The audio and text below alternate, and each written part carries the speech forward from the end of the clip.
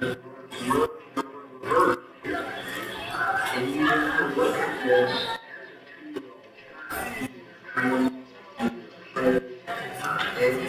with the dog, but at the same time give love and affection to this 2-year-old child, not to refer to it as, that it needs, it deserves, because of what it's doing for you as a parent. U.S. Customs Canada's working program started back in 1971.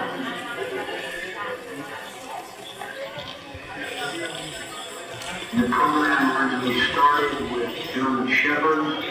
40 years because of the inbreeding with the German Shepherds in the United States. The dog has, the breed has created problems with suspension and arthritis. As a result of that, customers went out to try to find other type of dogs. They found that they sprayed Labrador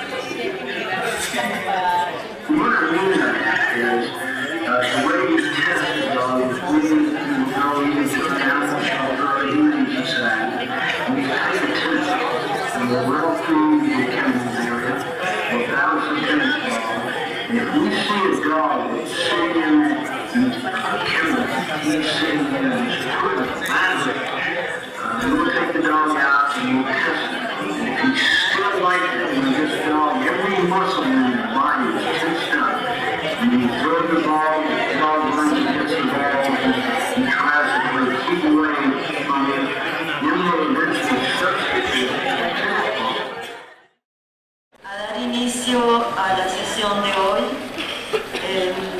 Realmente durante estos 2 intensos días hemos compartido un cúmulo de experiencias que se viene suscitando en los últimos tiempos en muy diversos ámbitos y que desataron entre nosotros una interesante polémica, haciendo evidente la serie de desplazamientos producidos tanto en la escena del arte contemporáneo como en los sujetos que intervienen en ella.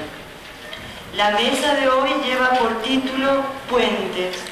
¿Cómo se establecen conexiones entre saberes, espacios y sujetos de distinta índole, capaces de producir escenas y escenografía no conocidas e impensables hasta el momento?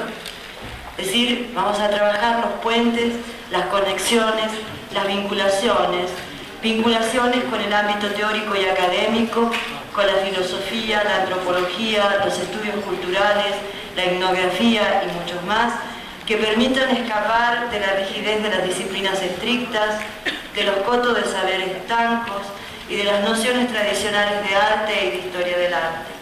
También establecer los vínculos con los paisajes urbanos y con los megaproyectos arquitectónicos que dan una nueva configuración al museo de hoy y a las ciudades que los acogen. Por otro lado, establecer los nexos con las cuestiones de índole económica y con el ejercicio de poder que ellas conllevan en la toma de decisiones. Y finalmente, las conexiones con una serie de cuestiones que buscan transformar las relaciones intersubjetivas entre artistas y curadores, entre públicos e instituciones.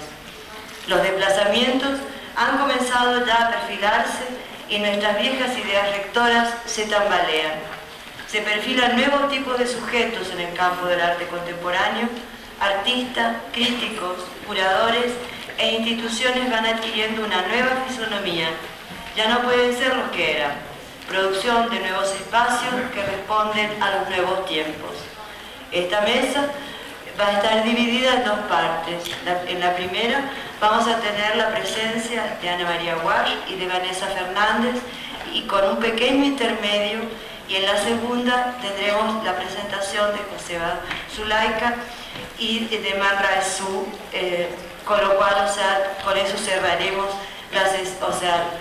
el seminario.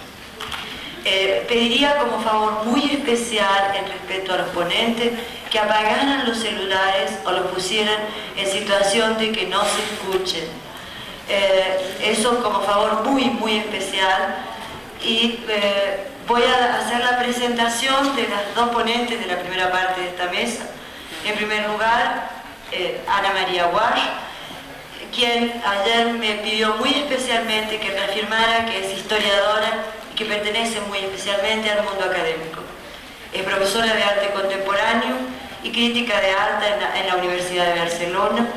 En los últimos años ha dirigido su interés hacia el estudio del arte internacional de la segunda mitad del siglo XX,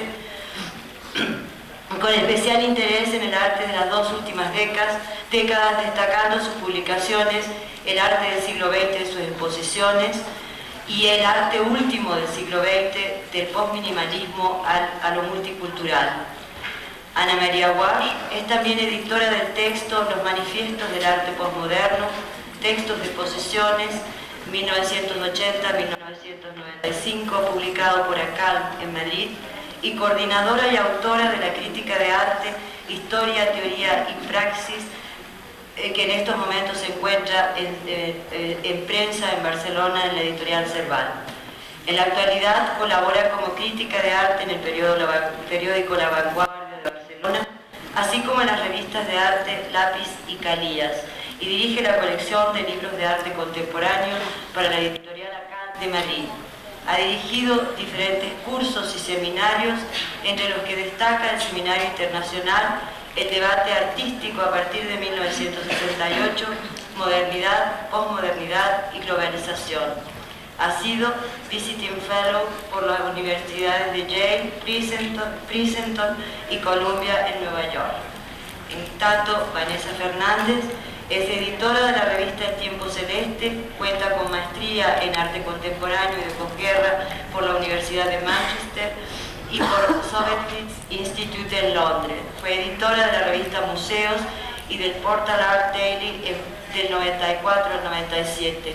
Trabajó como coordinadora de exposiciones en Marco, incluyendo su inauguración, así como en el Museo de Monterrey de 1997, hasta su cierre, en donde desarrolló la exposición de arte virtual y la mediateca Arte Acceso, en la que generó proyectos como recorridos virtuales, entre otros.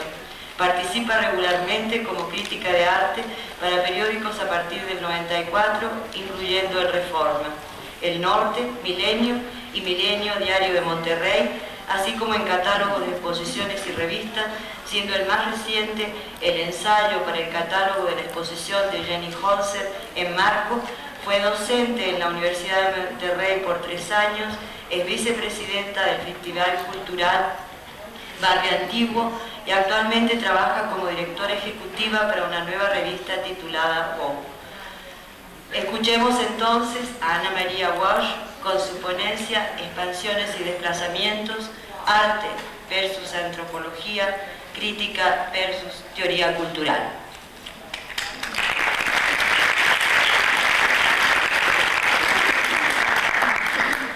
Buenos días.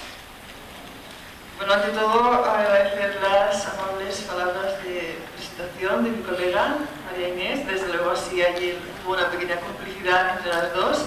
Insistí en que pusiera cierto énfasis en mi condición de poco aquí rara de historiador del arte y aparte de crítico de arte, académico también, vinculación con el mundo académico. También evidentemente quiero agradecer a Eric su invitación. Realmente ha sido una oportunidad maravillosa de conocer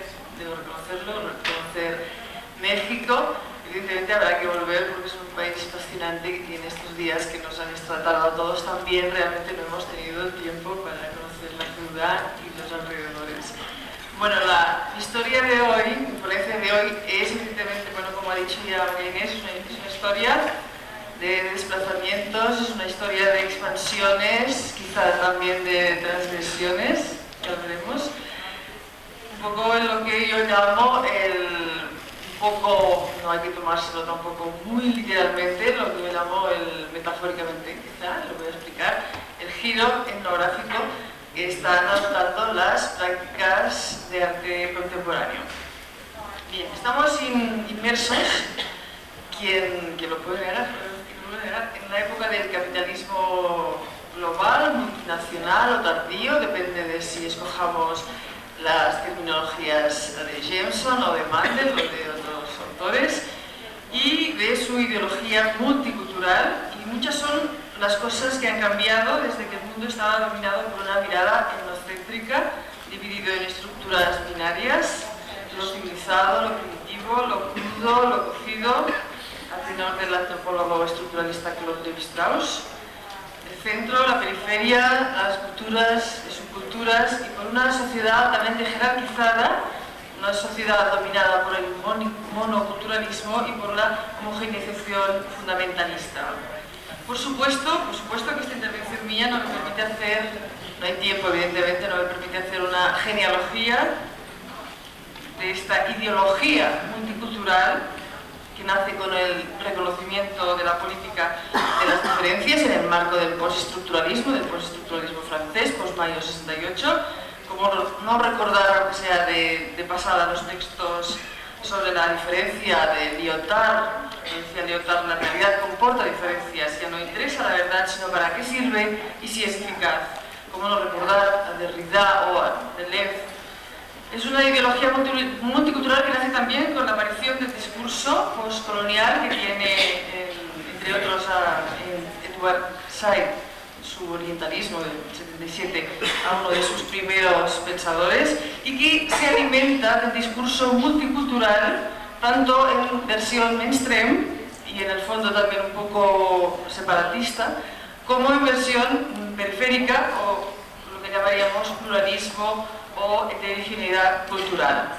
Una ideología, esta la multicultural, que prometía a principios de los años 90 un nuevo mundo, un mundo lleno de integración, de armonía cultural, y me remito casi, cito textualmente las palabras de Jean Fischer en la introducción de un texto que se publicó en el año 94, en el que intervinieron algunos de los ponentes que están hoy aquí, Global Visions and New Internationalism in the Visual Arts, pero que cada día este concepto es más recusado. De ejemplo, las palabras, por ejemplo, solamente al azar casi he encontrado dos visiones un tanto críticas, las palabras de Paul Ricoeur, cuando cree que el énfasis debería ser puesto más en todo lo que es la política de reconocimiento, más que sobre el tema de la identidad, o también las palabras muy críticas respecto a la multiculturalidad de Slavoj Žižek, cuando escribe, cito textual: el multiculturalismo es una forma de racismo negada, invertida, un racismo con distancia.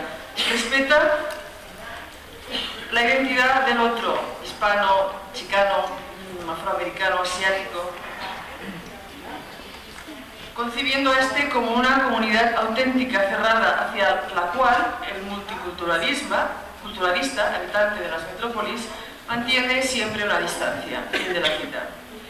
Pero lo cierto es que ante un mundo como el nuestro, que cabalga entre el concepto de aldea global de Marshall McLuhan, que resumía en plena era moderna la utopía, de aquellos momentos era una utopía de una patria universal, sin respeto pero por las diferencias, y entre el concepto de sociedad del espectáculo de Guy Debord, quizá yo diría como metáfora de los pros y de los contras de la globalización, ante un mundo, diríamos, caracterizado por la ruptura que es el nuestro, de bordes, de fronteras, de márgenes, por la movilidad sin restricciones de información y capital, por la producción empresarial de conocimiento, por las tecnologías blandas de control, etcétera, etcétera.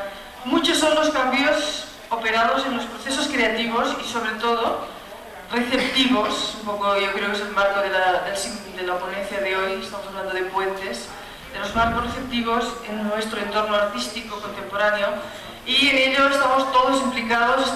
No solamente están implicados los curadores, sino están implicados los artistas, evidentemente los críticos, los responsables de políticas culturales, los directores de museos, los teóricos, los historiadores.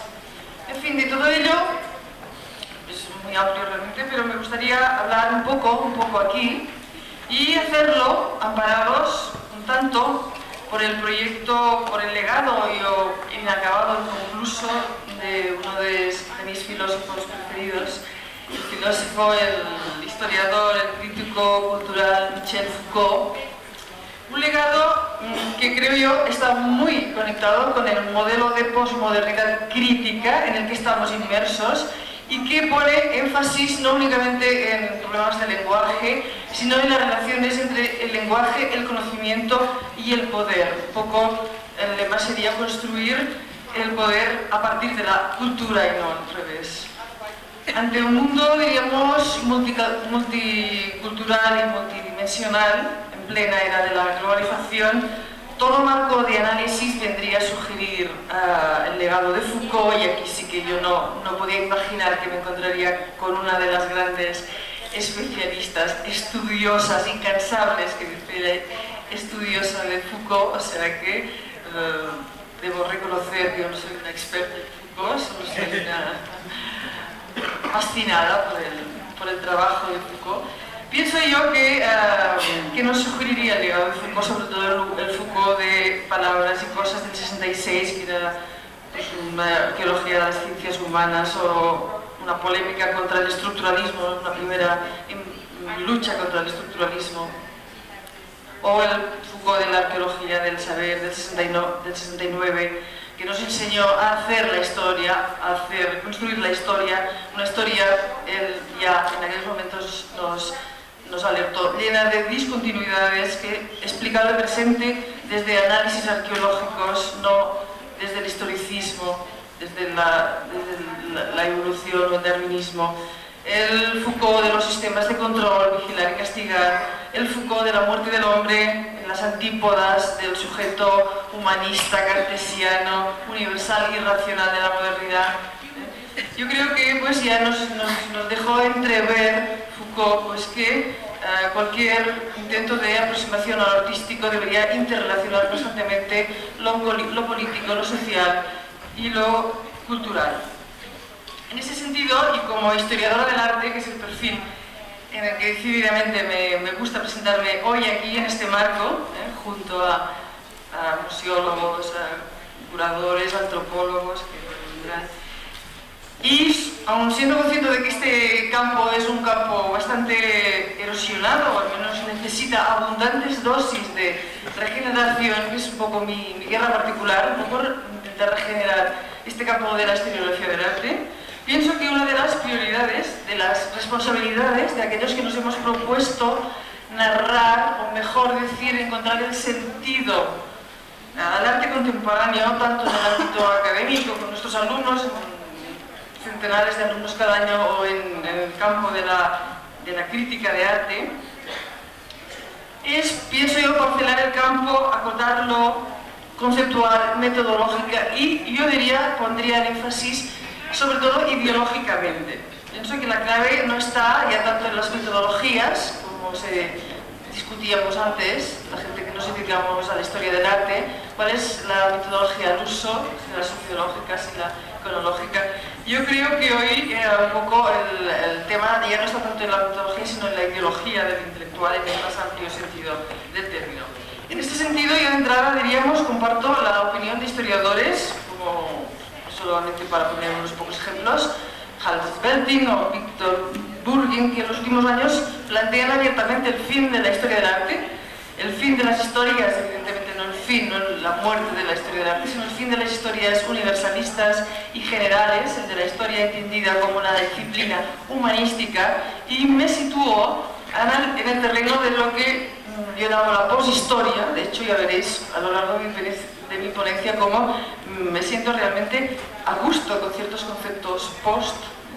Una historia que en su desplazamiento hacia las historias sociales, las historias culturales, las etnohistorias, las historias de género, los queer studies o las historias postcoloniales, se sitúa abiertamente en el terreno de los estudios culturales, cultural studies, con todo lo que ello implica de decantación hacia el término cultura por encima del término arte. Y dentro de este campo, que evidentemente no voy a profundizar, y que sin duda está inmerso en lo que algunos han denominado las guerras culturales, las cultural wars, lo que quisiera destacar es el problema, sobre todo, lo que parece más relevante es el problema de la indis o transdisciplinariedad, un tema muy afincado en el debate cultural de hoy, un tema sensible a los nuevos movimientos sociales o a lo que Deleuze llama los microgrupos y que polariza la opinión entre los defensores de un concepto autónomo, autorreferencial de arte, con dos grandes protagonistas, el arte y la historia, y aquí pondría yo, seguro que vosotros los conocéis bien, al grupo de críticos y de intelectuales y de profesores norteamericanos en torno a la revista Proyecto Cultural October, y los defensores de un concepto más ampliado, más inclusivo de cultura, más cercano,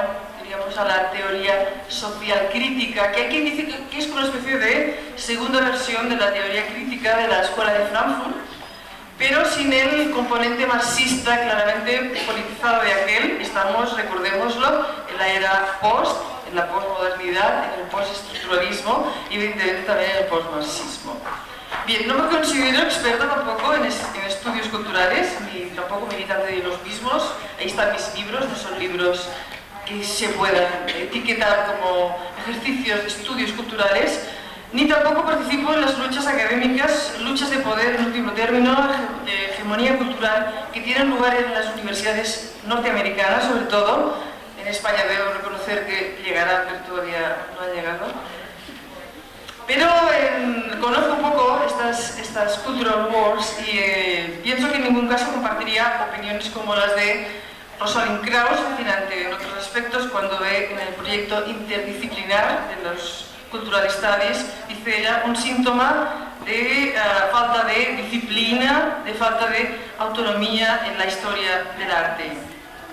Tampoco puedo dejar de oponerme, por otra parte, a un colega mío, a un profesor de la Universidad de Princeton, Hal Foster, cuando afirma que también la visual culture pone en peligro las condiciones tradicionales, dice él, comprometidas, por ejemplo, el marxismo, con la historia. El cambio de la historia de la cultura, empiezo la cita, el cambio de la historia de la cultura puede acarrear una poshistórica reducción y una multihistérica complicación. Final de la cita. Y tampoco compartiría las opiniones de otro intelectual, en este caso nada sospechoso de defender un proyecto autoritario de cultura, el mexicano Néstor García Canclini, cuando afirma que la situación actual de los estudios culturales se encuentra poco más que en un estancamiento con inflación.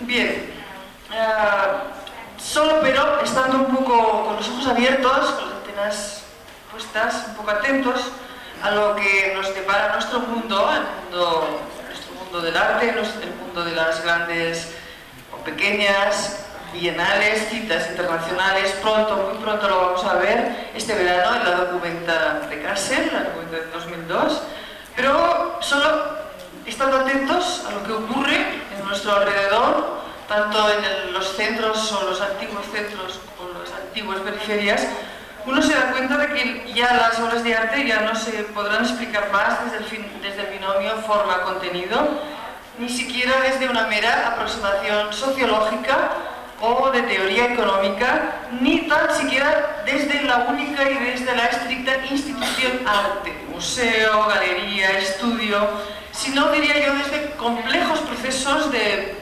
links, de betweenness, entre lo que diríamos movimientos sociales, desarrollos teóricos, disciplinas diversas, entre ellas la historia social, la literatura, la teoría fílmica, el feminismo, el psicoanálisis, la teoría fílmica.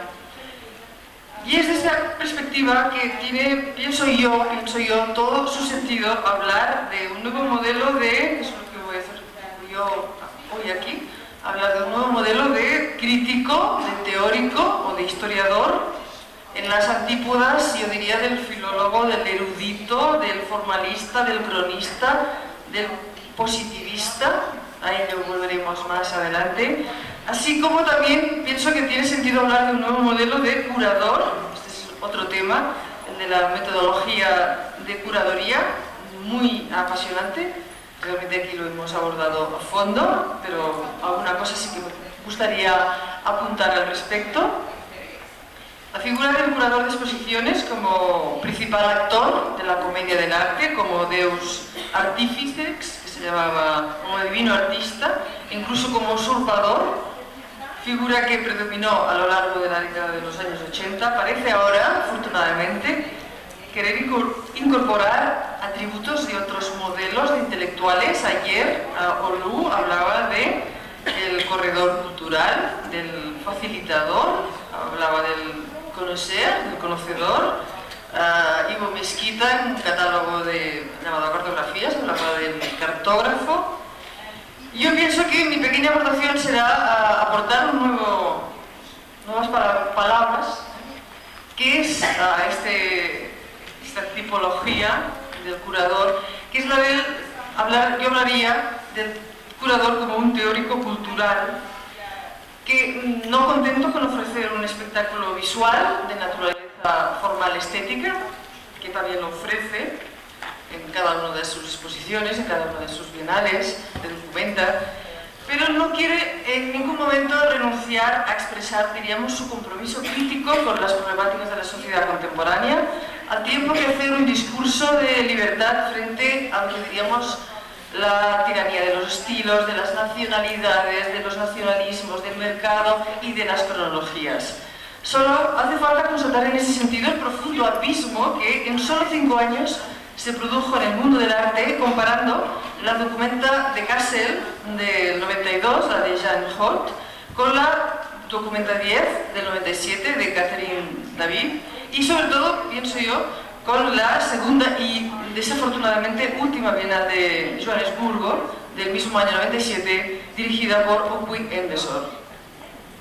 Digamos aquí, así si Jean Hout afirmaba en el 92, no hace tanto tiempo, decía: el arte necesita de los ojos, del intelecto, del cuerpo, de los deseos, al tiempo que defendía un arte sobre todo vinculado a la experiencia del cuerpo del artista. Si Jean Hout decía esto en el 92, 5 años después el mismo escenario del arte contemplaba un notable giro, protagonizado por Catherine David, todos seguramente lo conocéis muy bien, y al tiempo que Okwi Embesor en la segunda Bienal de Johannesburg apostaba claramente ya no por los proyectos, sino por las estrategias estéticas de los artistas, que para él formaban una tribu de intérpretes de algunas de las metáforas que escenificaban actos de interpretación. Para Embesor, los artistas eran ante todo individuos que, más allá lo que decíamos un poco del lenguaje de las formas, de la estética, mostraban algunas de las complejidades de los procesos artísticos contemporáneos. Individuos que hablaban, decía él, de cultura en una época en que la cultura era una noción asediada y recusada, y de historia en un momento en que la historia ya no estaba sometida a la noción de autoridad. Okwi hablaba de la necesidad, por ejemplo, de recuperar el mundo más como material sobre el que proyectar nuevas narrativas y representaciones de la cultura que como espacio virtual. También recientemente, mucho más recientemente, otro de los curators, para mí, convertidos o modelo o prototipo de teórico cultural, Harald Zeman, nos daba otro ejemplo de desplazamiento, en este caso, del arte hacia la antropología, en la última Bienal de Venecia de este pasado verano del 2001. Zeman, en la Bienal de Venecia, como os decía, ofreció una exposición entendida, así lo dijo, como una platea, como una plataforma, como un escenario de la propia vida desde la que ofrecer su particular y comprometida mirada sobre el arte actual, con un posicionamiento, diría yo, que encajando a la perfección con el giro etnográfico que parece adoptar el arte actual. Un poco el lema sería una vuelta a lo local, pero en ningún caso entendiendo lo local como presión, y aquí sí que cito ideas de un etnógrafo que muy pronto voy a citar directamente, James Clifford. Él nos hablaba de este giro etnográfico que realmente parece ya adoptar el arte actual, que se decantaba sesgadamente hacia lo antropológico y que privilegiaba lo ético por encima de lo estético, y resultó nada extraño a cualquier mirada, a cualquiera de los que nos paseábamos por la Bienal de Venecia, que Zeeman hubiera adoptado a Joseph Beuys como el eje pivotal de la muestra, como, digamos, el único y paradigmático modelo. De Beuys se presentó una de sus obras más emblemáticas, más metafóricas, el final del arte del siglo XX, y más o menos la idea era una serie de piedras dispuestas salvajemente en el suelo, las piedras como seres vivos que anunciaban que el concepto materialista del arte había concluido con el propio siglo. Y realmente en Venecia parecía quedar ya como muy certificado de que el siglo XX había sido el siglo de Duchamp, y que afortunadamente el siglo XX se había acabado, y que el siglo XXI empezaba con otro modelo de artista, un modelo que no trabajaba solo con objetos como en la tradición nominalista, como podía trabajar Duchamp, sino que trabajaba con objetos sujetos sobre los que siempre acababa proyectándose pues el propio sujeto, la propia historia personal o colectiva del artista, en este caso el modelo Joseph Beuys. Bueno, aparte de Beuys, todos seguramente muchos de los que están aquí fueron a Venecia y se dieron cuenta que Beuys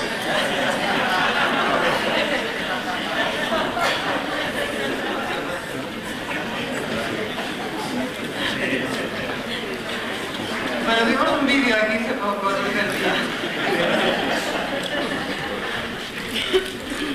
Bueno, aparte de Beuys, Zeeman lo que hizo fue prescindir de todo referente teórico, temático, literario, que llamaba exposición de tesis, y confirió todo el protagonismo a la libertad y a la creatividad de los propios artistas, los nuevos artistas sociales, así les llamó Zeeman, artistas que hacían de su arte una prolongación, una extensión misma de la vida. No hay tiempo, que sería realmente fantástico ahora ver visionar una serie de imágenes de estos artistas, de muchos de Guatemala, de muchos países realmente latinoamericanos y de Centroamérica. Artistas, decía Zeeman, con vocación humanitaria, que manifestaban sin ambaje su interés y compromiso por la existencia y condición humanas. De ahí el título de la Bienal, Platea, no era un título literario sin más, era una plataforma, era un mirador. De hecho, era un mirador desde el que contemplar no el arte, sino la humanidad. Bien, estamos asistiendo, sin duda, y desde diferentes flancos, desde el curatorial, desde el teórico, desde el historiográfico, eso es un poco la tesis que hoy voy a presentar aquí, a un giro etnográfico en el arte contemporáneo, y me estoy refiriendo a la etnografía en versión postmoderna. No sé si aquí tenemos un etnógrafo, un antropólogo, si es muy lícito hablar de la etnografía postmoderna, pero bueno, estoy refiriéndome sobre todo a las ideas que nos ha aportado recientemente James Clifford en diferentes textos, como el Predicamento de la Cultura o el más reciente Rhodes, que viene a entender al etnógrafo como un teórico cultural. Nos habla realmente de que la etnografía hay que expandirla también, hay un terreno que hay que expandir, y incorpora, digamos, este concepto de crítico cultural, de la crítica cultural, y él mismo se define a sí mismo como un crítico cultural, no tanto como un etnógrafo en sentido estricto.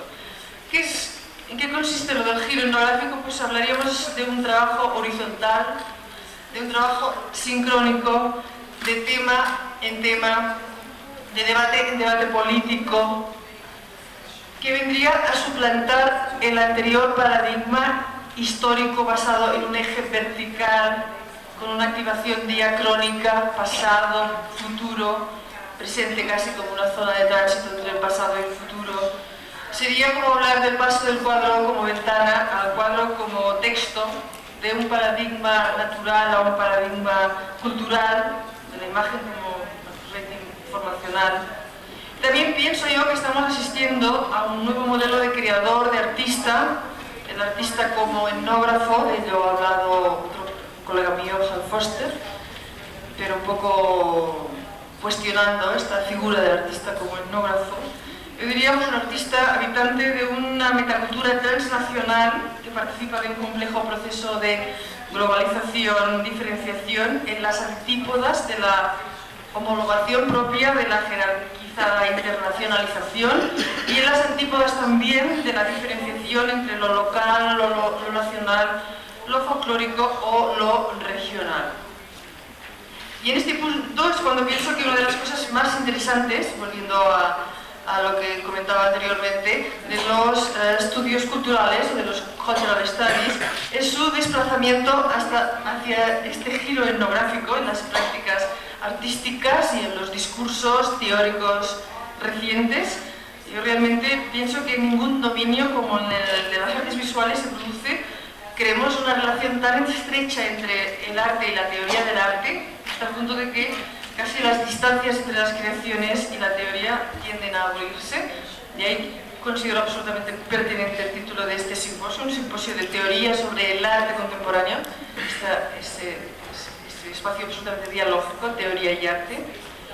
Lo que sí es cierto es que hoy el artista, como vamos a poner ya dos ejemplos bien dispares, como veréis, cada vez pienso que piensa menos en términos de un arte autónomo, piensa menos en términos de forma o en términos de contenido o incluso en términos de relevancia política. Yo creo que el modelo del autor como productor, un modelo que formuló, como todos sabéis, Walter Benjamin en su conferencia pronunciada en París en el año 34, que ha alimentado pues, últimamente en los años 80 tantas prácticas de arte postmoderno activista, sobre todo en Estados Unidos. Pienso que también ha quedado un tanto arrinconado. En cambio, sí que hablaría de este nuevo modelo de artista como etnógrafo, que lo que hace es plantear abiertamente las relaciones entre la gente y los espacios dados. Algo que, como definición en sí misma, es el objeto de la antropología.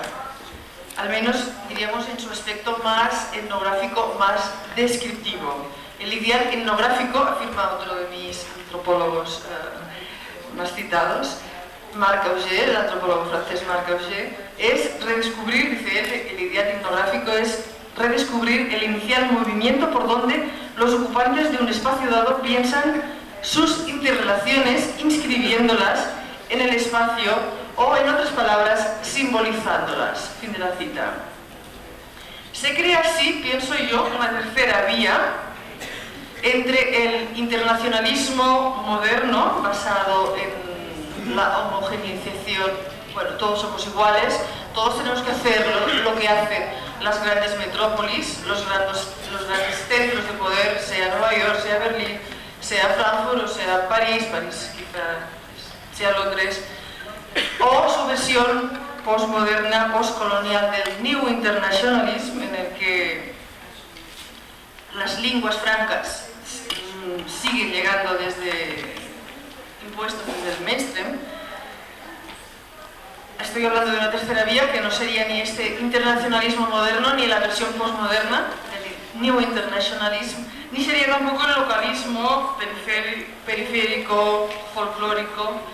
Pienso yo que el lenguaje, en esta tercera vía, que es la vía evidentemente etnográfica, el lenguaje, el estilo habría sido reemplazado por el interés por el hombre y sus relaciones con el espacio y con las cosas, este espacio, y ello no en un plano abstracto, sino específico y localizado.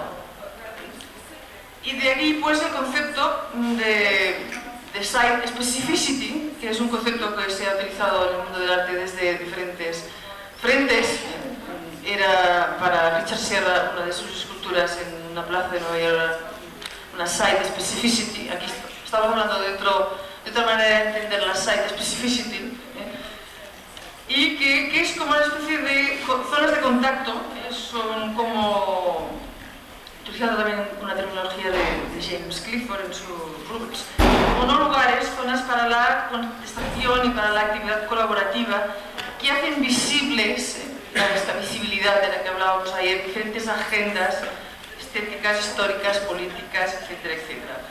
El artista, yo diría que muchos artistas, no todos, se desentienden del tiempo histórico, de los recorridos diacrónicos, y eligen un espacio, un sitio, entran en su cultura, aprenden su idioma, conciben y allí presentan su proyecto, mapean el sitio y sin apenas dialéctica con el otro eje, el eje vertical, pues un poco elaboran su discurso.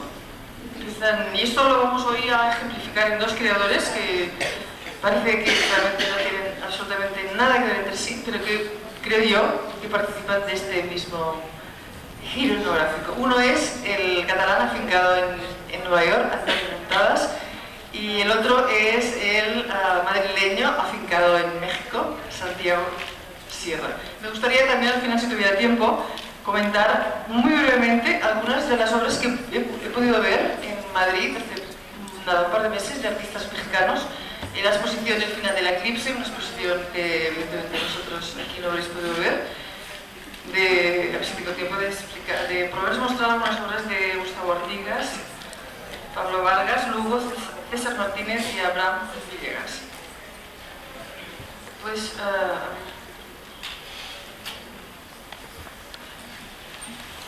bien, este giro, aunque de entrada parezca algo paradójico, es el que, pienso yo, plantea Antonio Muntadas en el proyecto con el que lleva trabajando la última década, los años 90, y que se titula genéricamente, es un work in progress, no sabemos cuándo acabará, sabemos cuándo empezó, en el 94, y no sabemos cuándo acabará, porque todo está en función del lugar, de la gente, de lo local, de esta manera.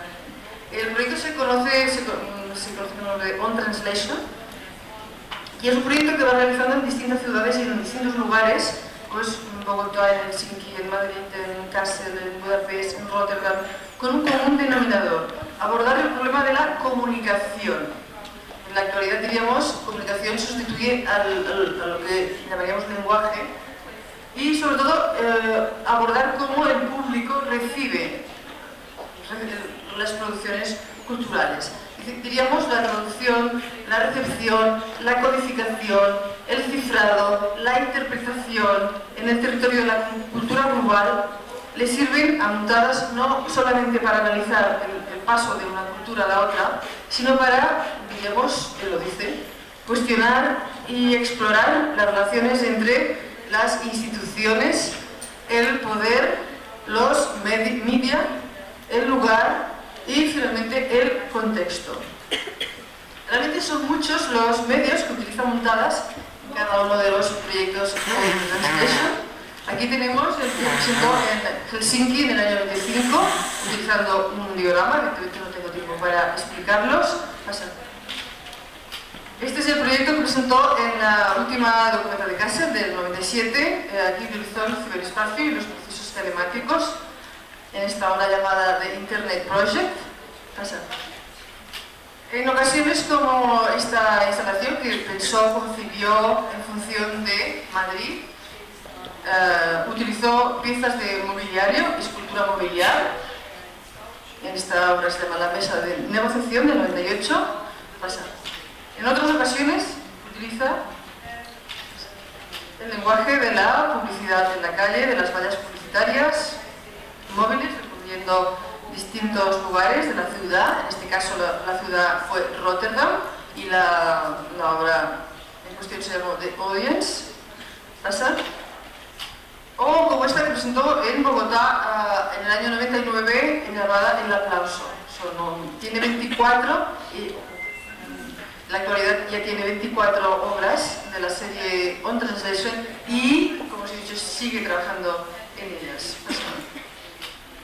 The Audience, que es la que voy a comentar muy brevemente, presentado durante 11 meses en distintas instituciones culturales de la ciudad holandesa de Rotterdam, se materializó en forma de unas estructuras móviles semejantes a vallas publicitarias, cuyas imágenes cambiaban en cada uno de los lugares que se repartían por toda la ciudad.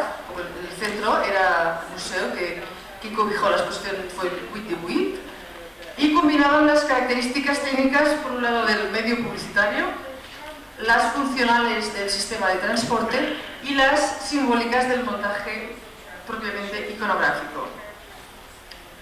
Pasa. Tenemos montadas cual etnógrafo, ¿no? Porque no, pues suena raro al aplicar las montadas. Busca realmente estimular una relación crítica entre el arte, estas carteleras pseudo-publicitarias, y el público, la audiencia. El público que nunca, en ningún caso, era tratado como un consumidor de la sociedad del espectáculo, y mucho menos como un número. Eso que los directores de museos están tan obsesionados en contar cuántos visitantes ha recibido la exposición en cuestión. Buscaba estimular, como os he dicho, una relación crítica entre arte, público y el lugar, la institución cultural, que tanto podía ser concebido como un templo de veneración, un lugar de aprendizaje, un mercado, proveedor de espectáculo y entretenimiento, un lugar para las relaciones sociales o para los servicios educativos. Todos los contenidos, de hecho, podían ser redefinidos. Pasa. Bien, en todos los casos, pienso en todos estos proyectos de montadas, lenguaje e imagen sirven para potenciar, digamos, una comunicación simbólica entre los espacios, las audiencias, y para fomentar interrelaciones entre espacios, objetos, individuos, a un nivel global, superador del nivel puramente del binomio local universal. Es también en este sentido cuando Marc Augé, muy pertinentemente, creo que califica estos espacios de montadas como no lugares, un concepto antropológico de no lugar, como oposición al concepto sociológico de lugar, como lugares metafóricos, como lo que decíamos antes, zonas de contacto, ¿no? Donde se forma la opinión pública, espacios de circulación, comunicación, consumo, lugares, en una palabra, identitarios, que hablan de identidades particulares, pero en relación siempre a hechos históricos y sociales de carácter general. ¿Qué pasa? Bien, también me gustaría presentar aquí uno de los trabajos de Santiago Sierra, el que mostró en la exposición comisariada por Rosa Martínez, que todos la conocéis perfectamente por su maravillosa ponencia de ayer. La exposición en cuestión es Transsexual Express, que se presentó en Barcelona el verano pasado. Allí Sierra hizo una nueva versión de la performance que en septiembre del 2000 realizó en Nueva York, en el Centro Pius One de Nueva York, que se llamaba Persona Remunerada por un periodo de 360 días consecutivos. Aquí en Barcelona fue un poco más light la propuesta. Realmente, ¿qué es lo que se podía ver en el East One de Nueva York? Se podía ver realmente una cosa que podía ver el público, una cosa tan abstracta como la venta del tiempo, despojada de su sentido productivo, que era un poco este era el juego, y de su significación social. Pasa.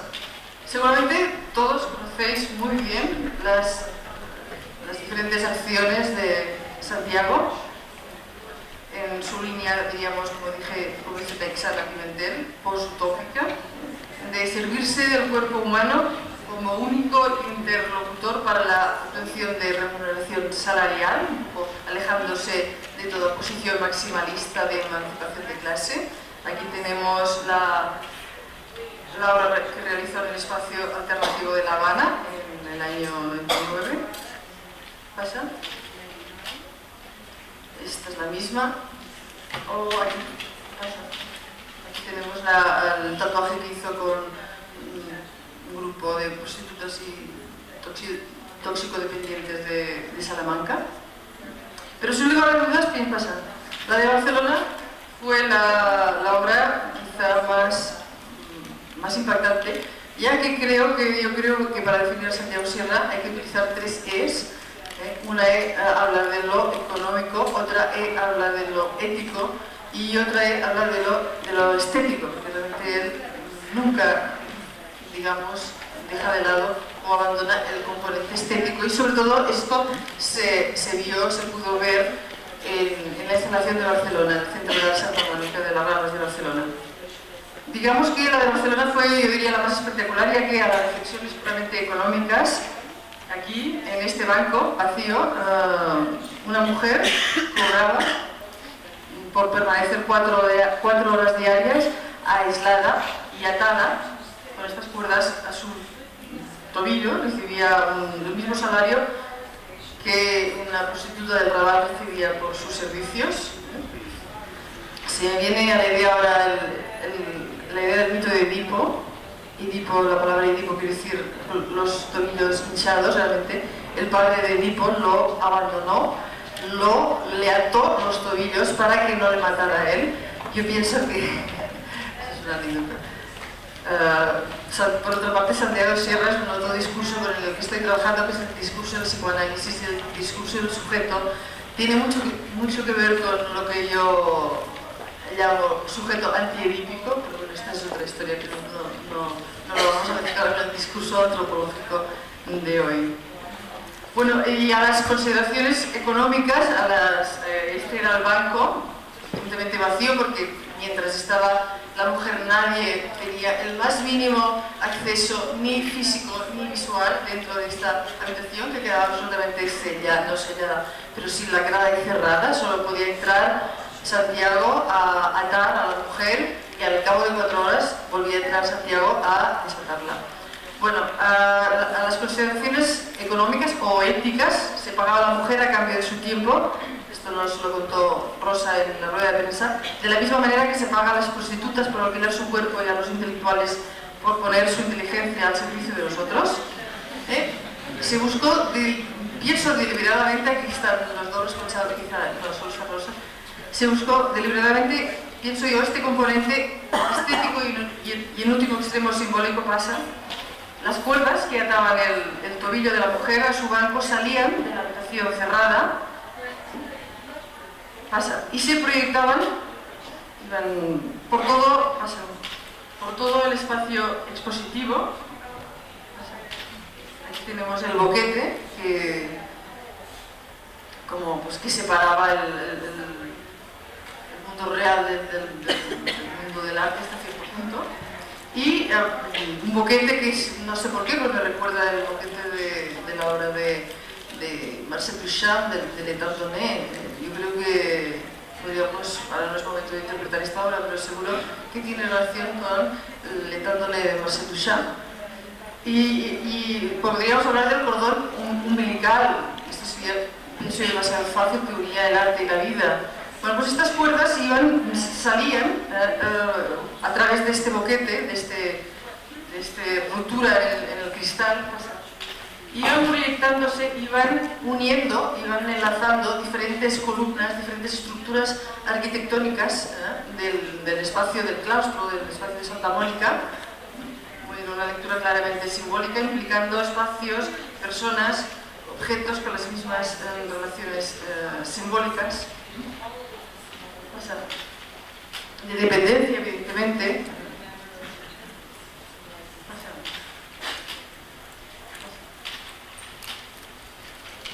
Esta era finalmente la visión global del espacio.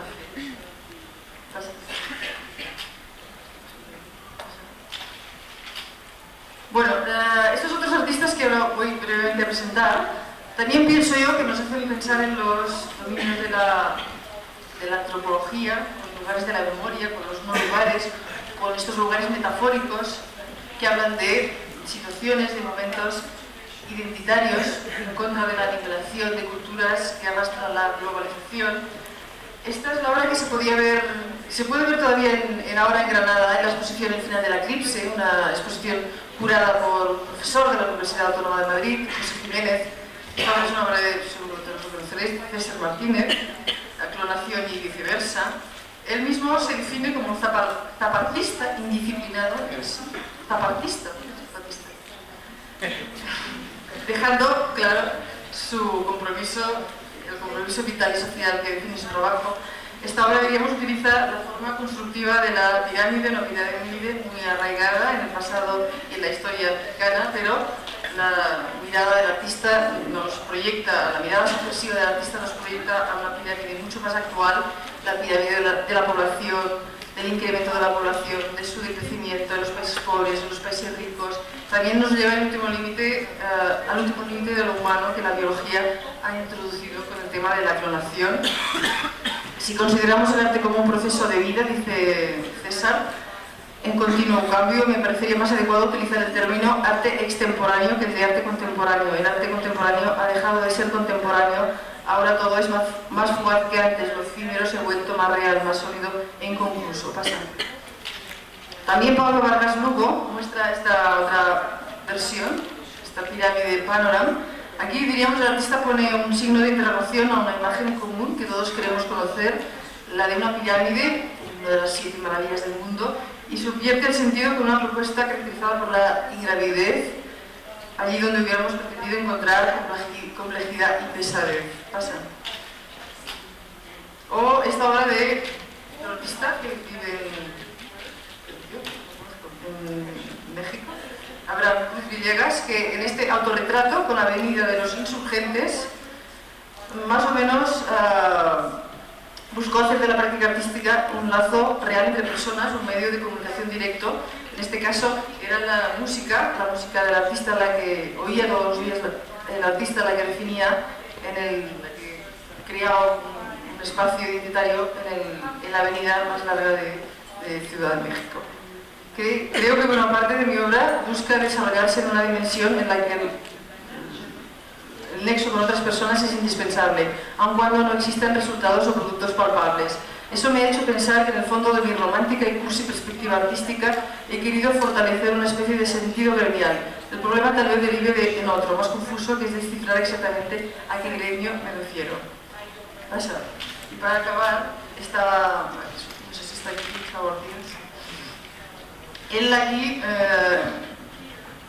presentó la obra Duplex, que era un espejo en acción, un juego animado que deslizaba la pregunta de qué queda de la identidad individual en el mundo de la homogeneidad global y de la clonación. No es ya que nada es lo que parece, sino algo quizá más sutil. Lo que parece no es, no venía a decir la respuesta. Aquí empezó su conferencia de acción diciendo: permítanme presentarme, soy Gustavo Artigas. Existen dentro de los estudios del origen de la personalidad múltiples posturas que entrar en el terreno de la religión. Esto es, la personalidad múltiple como resultado de la posesión satánica. En fin, breves pinceladas que sin duda requerirían un estudio mucho más profundo y riguroso. Bueno, ya para ir acabando. ¿Significa esto, todo esto que estoy comentando, que el arte esté, como dice Hal Foster, peligrosamente politizado y que por ello haya perdido la disciplina? El arte evidentemente se ha politizado. Yo creo que se ha, utilizando otro concepto antropológico de Marc Augé, se ha sobremodernizado. Marc Augé habla de la sobremodernidad, una modernidad, dice él, regida por la figura del exceso, por una sobreabundancia de acontecimientos, muchos de ellos no provistos ni por economistas, ni por sociólogos, ni por historiadores, y también sobreabundancia de espacios y de no lugares. El arte evidentemente se ha politizado, y más lo tendrá el crítico teórico que quiera acercarse a él, que quiera explicarlo a sus audiencias. Es un poco mi papel. Si solo acude con las alforjas de su material específico, con la disciplina del historiador, sin conocer la cultura lo bastante bien como para mapearla y como para narrarla. Y en este punto es cuando yo hablaría directamente del teórico cultural, ya para acabar, que no es exactamente ni un filósofo, ni un antropólogo, ni un politólogo, ni un teólogo, sino un personaje interdisciplinar que contempla una serie de miradas al sesgo, más allá de las visiones frontales académicas, y si me apuran también del crítico como intelectual, Y por intelectual no entiendo ni un funcionario anónimo, ni un burócrata cuidadoso, ni alguien que tenga como fin contentar a su audiencia, ni un predicador triste o un moralizador, sino como afirma Said, un amateur, un aficionado, miembro pensante de una sociedad, un individuo dotado de encarnar un mensaje, una visión, una actitud, una filosofía, una opinión para y a favor de un público, buscando persuadir efectivamente, pero no evitando en ningún momento suscitar perplejidad y en último término socavar la autoridad, decirle la verdad al poder, no renunciando a toda posibilidad de cambio, un francotirador en suma y un perturbador del statu quo. Muchas gracias.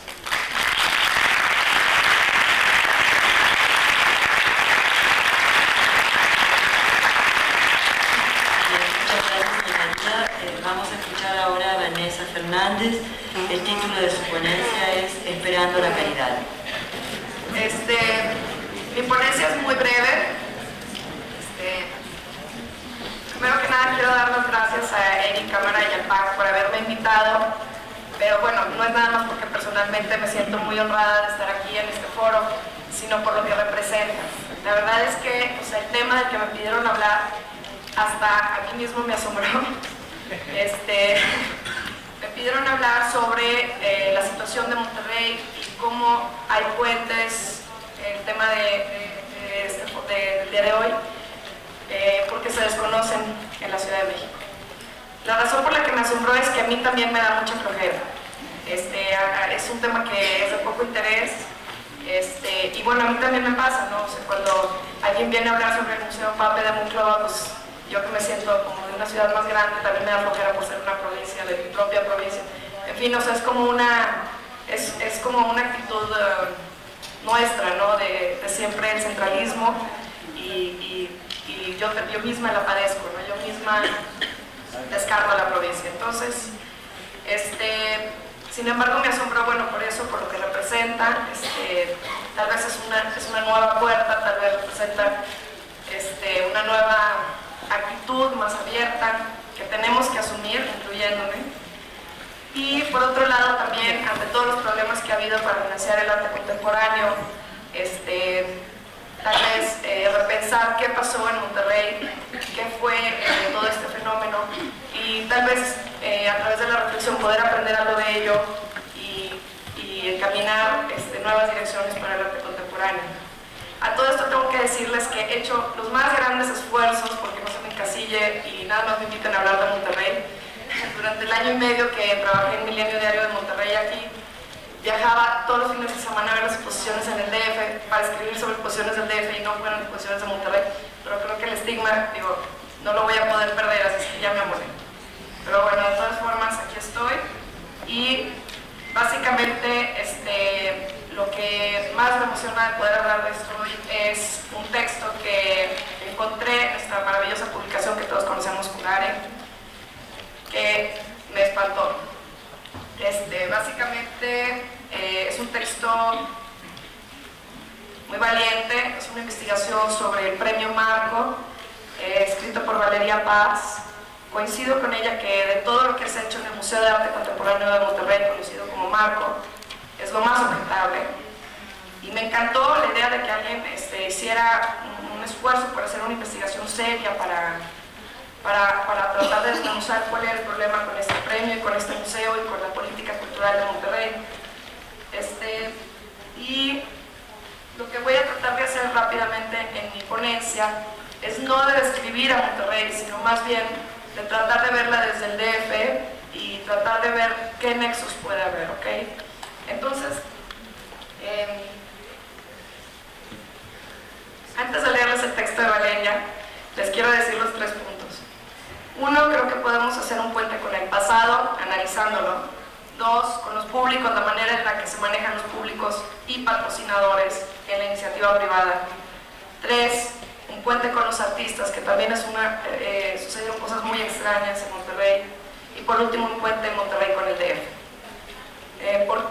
Monterrey con el DF es para mí la parte más importante de la conferencia. Creo que hay una distancia abismal. Se entiende muy poco en Monterrey lo que sucede aquí y creo que se entiende muy poco aquí, sobre todo lo que sucede en Monterrey. Y para que no crean que estoy alucinando, les voy a leer pequeñas selecciones de este texto, son como 4 párrafos nada más, no se asusten, que seguramente les van a parecer muy interesantes y espero que al final de mi charla vean por qué me escandalizaron.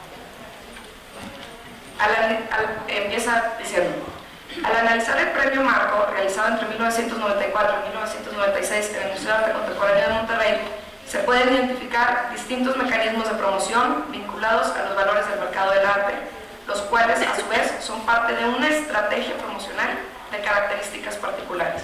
Son 2 los componentes de esta estrategia: establishment y marketing, mancuerna que funciona lo mismo en los planos nacionales como en los internacionales, con el propósito de legitimar el museo y por ende a sus patrocinadores.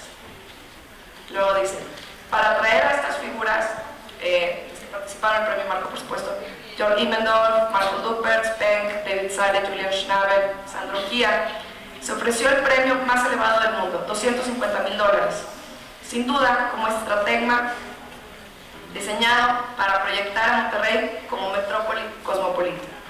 Sin embargo, perdón, estoy salteándome, ¿ok? Sin embargo, la idea de invertir grandes sumas para elevar el precio de las obras ya tenía antecedentes en la compra de arte mexicano que realizaban los coleccionistas regiomontanos en las casas de subastas de Nueva York. En lugar de comprarlas en México y a menor precio, no asombra que el resultado de estos mecanismos fuera la inclusión de los coleccionistas regiomontanos en las listas de Art News. Al respecto, son reveladoras las palabras del coleccionista y por entonces director del museo. Esa es mi parte favorita. Es que el director del museo no era exactamente alguien que pudiera tener palabras reveladoras de ninguna índole. Entonces era como muy divertido. Al respecto, son reveladoras las palabras del coleccionista, que nunca coleccionó nada, y por entonces director del museo. Ay, eso es delicioso, pero en fin. Invitar a importantes críticos y profesionales de museos e instituciones de Estados Unidos y Europa también funcionó como táctica de la información que, aunado a un sistema de votación por computadora, dio un tono cosmopolita al concurso.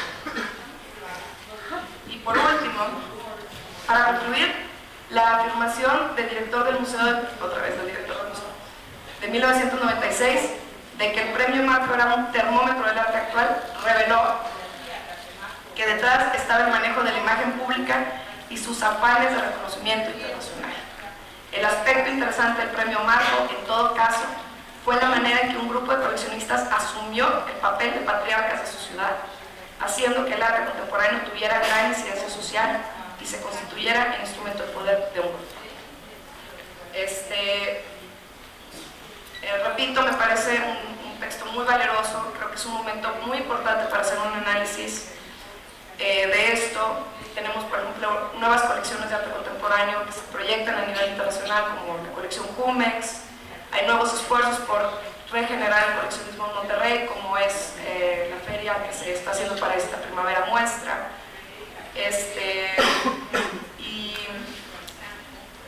Y yo creo que es un buen momento, ya pasó suficiente tiempo para poder empezar a reflexionar y ciertamente, a pesar de este loable esfuerzo, yo creo que hay que hacer una reflexión un poco más profunda. Y ciertamente no sustentada en las palabras del director. Ok, entonces lo que yo les voy a exponer aquí es mi visión parcial, pero bueno, pues lo viví. Entonces yo creo que la primera pregunta que habría que preguntarse, para diferenciar la actitud de Monterrey y la actitud del Distrito Federal es: ¿de quién son los museos? Nunca he tenido el privilegio de trabajar para el gobierno, siempre he estado en la iniciativa privada los 15 años que tengo trabajando en arte, pero creo que ese es como el eje central de las diferencias, de cómo se interrelaciona el público, los profesionistas de los museos, los patrocinadores y los artistas. Y con esto no me refiero a la iniciativa privada a nivel global, sino a la iniciativa privada de Monterrey muy específicamente. Yo considero que en Monterrey lo que sucede es que el público parcial, elitista, o como quieran llamarle, pero finalmente es un grupo de gentes que son público de arte, interesados, se juntan, ponen dinero para promover el arte. Entonces ahí tienes un medio público patrocinador, pero no son las masas, o sea, es un sector del público.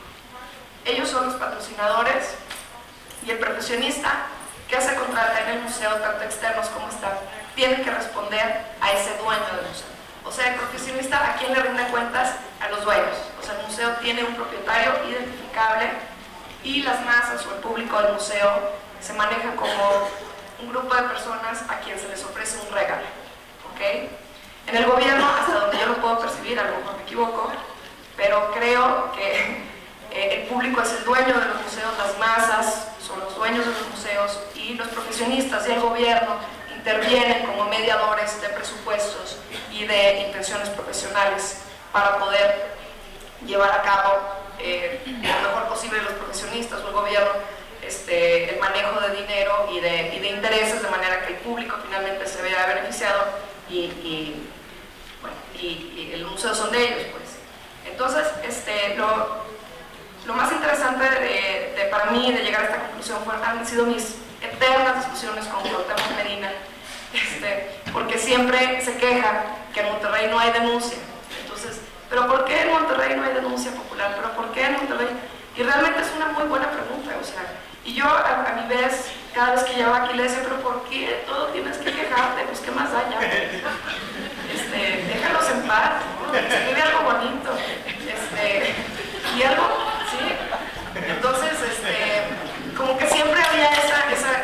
Y luego me di cuenta que realmente era por ingenuidad e ignorancia de mi parte, de no conocer mis derechos. O sea, obviamente si el museo es tuyo y los administradores públicos y los profesionistas están haciendo mal uso de los recursos y de posturas curatoriales, estás en tu derecho de denunciar, cosa que yo no sabía.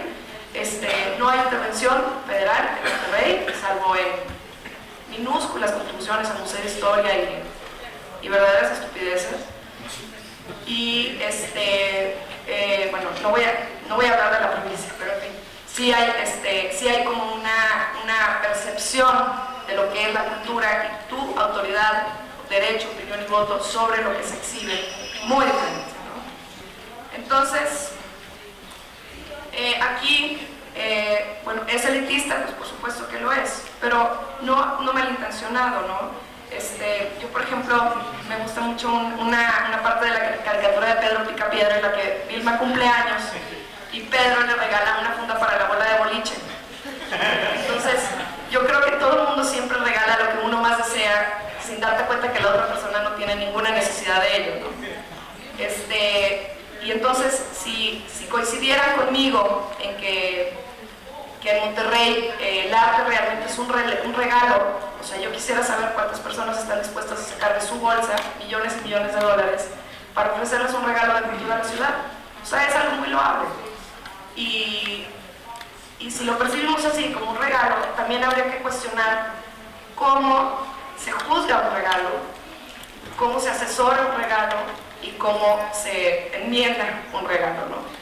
O sea, yo no estoy en ninguna forma defendiendo a Monterrey, creo que tiene unos errores enormes, pero sí quiero partir de ahí, o sea, de decir, bueno, están haciendo muchos errores, ¿cómo lo resolvemos?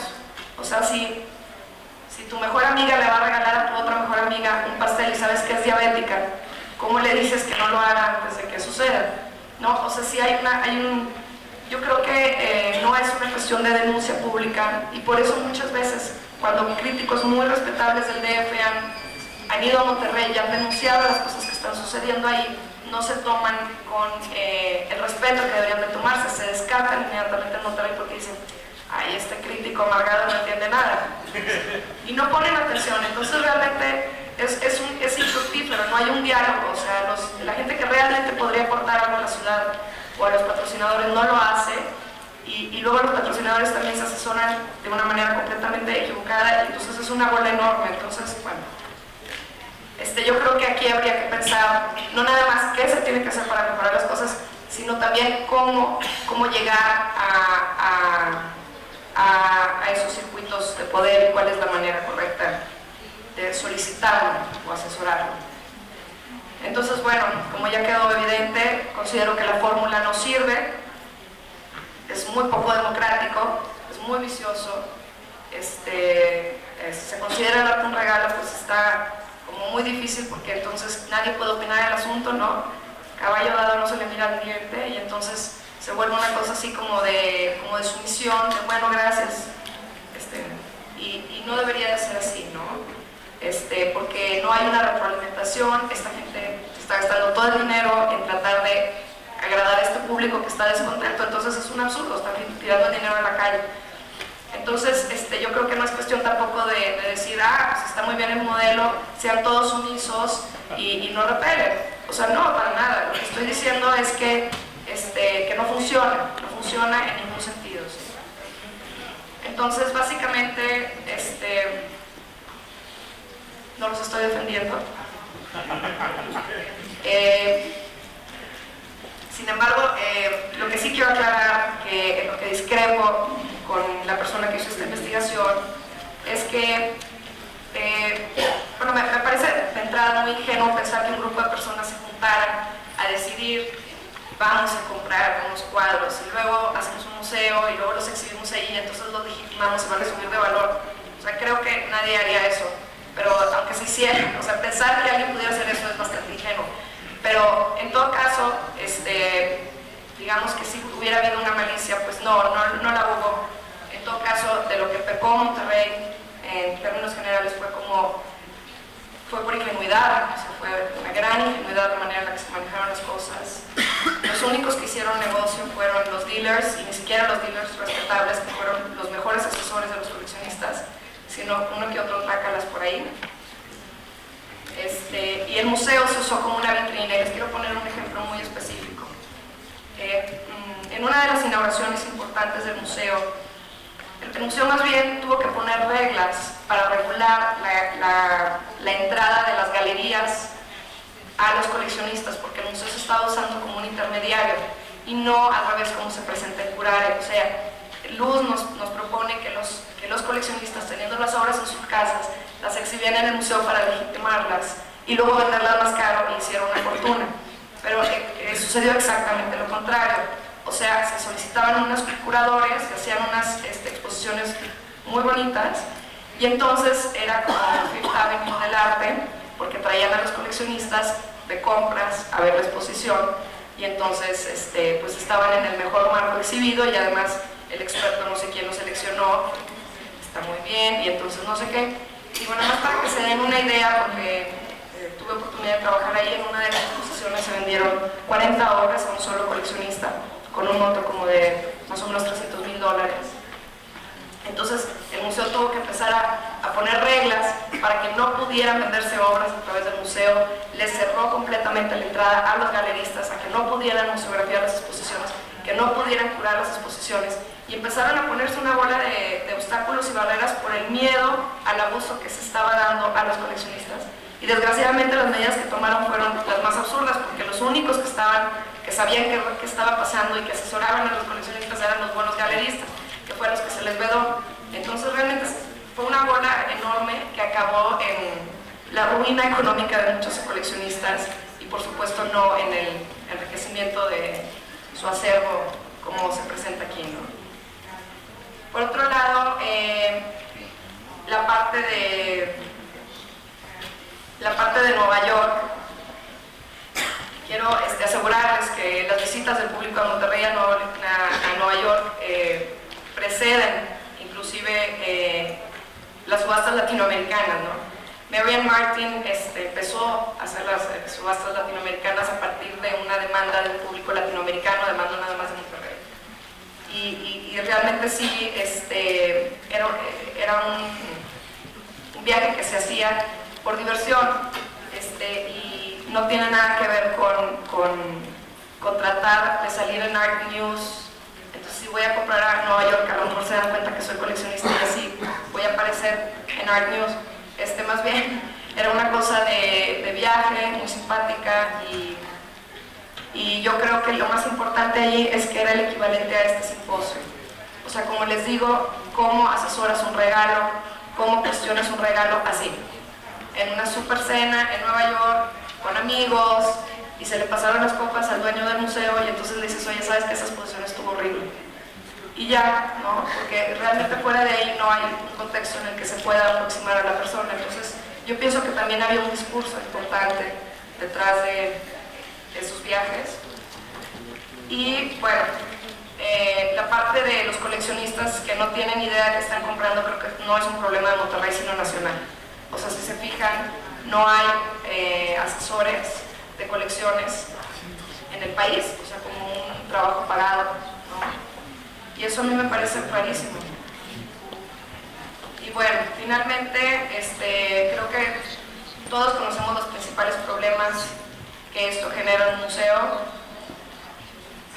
No hay un curador, nunca ha habido un curador en planta, ni en Marco, ni en el Museo de Monterrey. El director no es un experto. El Museo de Monterrey, que era independiente en términos curatoriales de los dueños, lo llevó a su cierre. ¿Por qué? O sea, porque los dueños estaban tan poco ligados a las actividades y a las decisiones del museo que finalmente les pareció muy aburrido y lo cerraron. Entonces ahí el problema fue que no se les involucró. En Marco tienen demasiada participación y también afecta las decisiones curatoriales y se vuelve una cosa muy poco democrática tal vez, pero sí, o sea, es un gusto en lugar de ser una propuesta curatorial de un grupo de personas, ¿no? En términos de los artistas, el Museo de Monterrey trató de incorporar artistas locales con cierto grado de éxito. Algunos de ellos los logró proyectar, como a Gerardo Azcúnaga. Marco se opuso a exhibir artistas locales con la idea de traer a Monterrey lo mejor del extranjero. No sé, políticas completamente opuestas, muy diferentes. Digo, obviamente me podría sentar aquí 4 horas a explicarles de A a Z cuáles eran los problemas en los museos, que son muchos, pero creo que esos son los más importantes, ¿no? Y se los platico porque seguramente todos los curadores y artistas que están aquí tendrán que lidiar con ellos en un futuro, ¿no? Y bueno, creo que lo peor de todo fueron los concursos. La Bienal del Museo de Monterrey, que era una desgracia, y ni hablar del Premio Marco. ¿Por qué digo que era una desgracia? Porque se trató de democratizar y de abrir al museo, de incluir a los artistas, y que era como absurdo además porque nunca se había apoyado a los artistas locales. Todos los artistas que se hicieron en Monterrey eran extranjeros, como Ismael Vargas, como Alejandro Colunga, que en su vida nunca los pelaron en Guadalajara, hicieron toda su carrera en Monterrey, pero los artistas de Monterrey no hacían su carrera en Monterrey, y mucho menos eran apoyados por los coleccionistas. Entonces, aquí tratan de ser abiertos, democráticos, más o menos. Y bueno, la convocatoria para entrar a la Bienal del Museo de Monterrey, que por cierto dependía de mí, yo tenía que encargarme del asunto, bueno, era de llorar. O sea, cuando en la última que hubo dentro del museo antes de que cerrara, Ivo Mezquita quería nombrar, no me acuerdo, pero se cuenta, la que era una instalación le quería dar el premio de pintura, la que era una escultura le quería dar el premio de, no me acuerdo, así, todo Roberto. Y tenía razón, o sea, verdaderamente la que ganó el premio de instalación era una pintura. Entonces, así, es que los estatutos eran absurdos. Por ejemplo, no se podía poner una pieza fragmentada, tenía que medir, no me acuerdo, 2 metros por 2 metros por 2 metros. Entonces, si tú mandabas, vamos a decir, cubitos, que en su conjunto midieran 2 metros por 2 metros por 2 metros, y pedías que a la hora que se instalaran se regaran por todo el museo, no se te permitía porque era protagonismo y querías robar la atención de los jueces. Y luego si exhibías, querías exhibir en el baño era impúdico, y si querías exhibir en las escaleras, al salirte de la sala de exhibición también era no sé qué. Y luego las instalaciones también tenían medidas restrictivas, y luego no podían ser intervenciones porque no se podían embodegar, no podían ser, ¿cómo se llama?, perecederas, tampoco. Entonces finalmente las instalaciones siempre fueron esculturas. O sea, la más instalación fue, yo creo que la de Betsabé, que era una cama de rosas que olía. Entonces, bueno, cuando menos el olor ascendía la escultura exenta, pero era una escultura que olía nada más, ¿no? Y hermosa, pero no, en fin, ganó el premio de instalación. Entonces, ni hablar del premio Marco. O sea, ¿a quién se le ocurre poner un premio con $250,000 de premio en la época de crisis? los artistas eran por invitación, nunca nadie entendió la selección de artistas, mucho menos la obra que mandaban, que además tenía que ser inédita, que era peor. Pues ya si vas a hacer una selección, pues mejor manda un buen curador y que escoja su mejor obra, si ya vas a pagar los $150,000 por ella, pero pues no. Y luego al principio además se quedaban con todos los cuadros, entonces tenía una cantidad de basura. No era, mira, no les puedo platicar ya. Entonces los artistas se quejaron de que por qué no habían ganado ellos el premio y además se quedaron con su obra. Entonces ya en el segundo premio Marco le regresaron la obra. No, bueno, todo era una desgracia, todo era una desgracia. El Museo de Monterrey cerró, que era una maravilla, tuvo muy importantes esfuerzos que tuve el gran privilegio de participar, como la Mediateca Arte Acceso. Fue la mediateca más grande dedicada a las artes en el mundo. Hicimos una investigación en la Caixa, hicimos una investigación en ZKM en Alemania, en Nueva York, a ver todos los centros que tuvieran que ver con arte.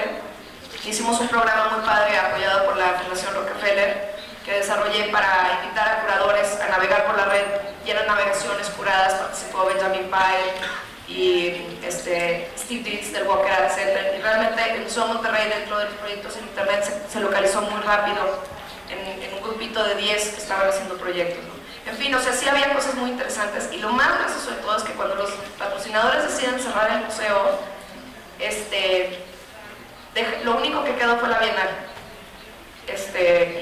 y ahora se hace la Bienal, y ya no hay museo, y la mediateca, pues digo, ya todo se movió. Entonces me dan ganas de llorar, por Dios.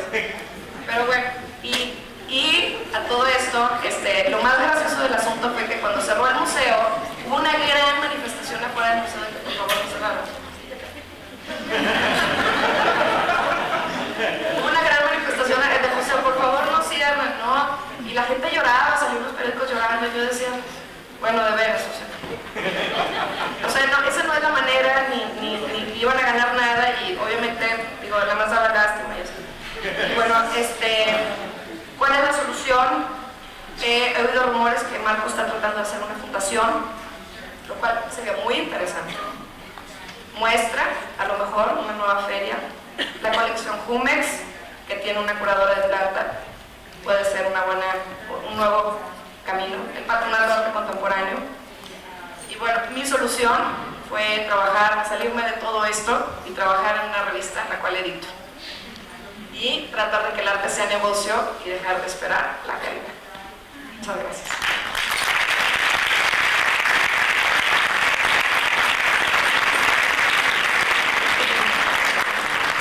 Bien, abrimos la discusión, preguntas.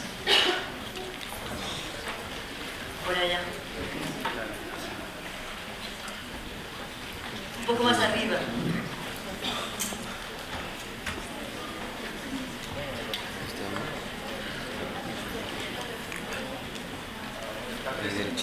Yo soy David Torres y bueno, más que una pregunta sería un comentario en cuanto a lo que Vanessa les acaba de comentar, un poco para tratar de entender las relaciones Monterrey-DF.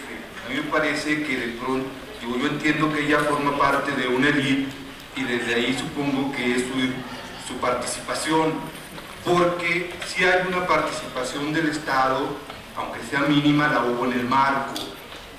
Creo que siempre hubo una asesoría de profesionistas del DF, cuando menos hacia las instituciones más importantes de la iniciativa privada, que eran en su momento el Museo de Monterrey y después el Marco.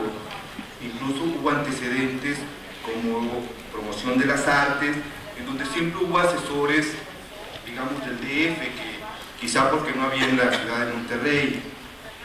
Y creo que si hubo una competencia, hay también una competencia de los grupos económicos de la ciudad por figurar en el glamour que suele dar el arte, y que también eso de alguna manera afecta el desarrollo.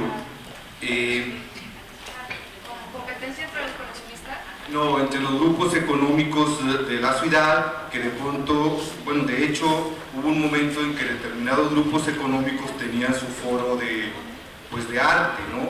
O para exhibir el arte que a ellos les interesaba. En fin, creo que sería un poco como que habría que profundizar un poco más, ¿no? Es verdad que hay aciertos y desaciertos. Creo que, por ejemplo, el Museo de Monterrey apoyó a los artistas locales, pero algunos de ellos tenían ya incluso, digamos, un reconocimiento externo al apoyo que recibió del museo. Yo creo que el museo en su momento los apoyó ya cuando ellos tenían un nombre. El caso de Azcúnaga, antes de exhibir y de ganar las bienales del Museo de Monterrey, ganó participaciones en concursos nacionales como el de Aguascalientes.